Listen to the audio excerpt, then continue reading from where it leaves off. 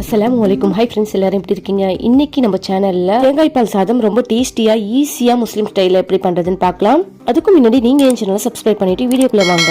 தேங்காய் பால் சாதம் பண்றதுக்கு ஒரு பெரிய ஃபுல் தேங்காவையும் அரைச்சு கெட்டிப்பால் தண்ணிப்பால் எடுத்து வச்சுக்கலாம். அடுத்தது ஒரு ஃபுல் சைஸ் பூண்டையும் உரிச்சு எடுத்துக்கலாம். அடுத்தது பிரியாணி லீஃப், பட்டை, கிராம்பு, ஏலக்காய் எடுத்துக்கலாம். அடுத்தது 3 பெரிய வெங்காயம், 4 பச்சை மிளகாய் கட் பண்ணி எடுத்துக்கலாம். இதுக்கு நான் 24 கேரட் பிரியாணி ரைஸ் தான் எடுத்திருக்கேன். இதை நல்லா வாஷ் பண்ணிட்டு இப்ப நம்ம எடுத்து வச்ச கெட்டிப்பால் தண்ணிப்பால் 2 அளவு வச்சு கரெக்டா அளந்து ஊத்திக்கலாம்.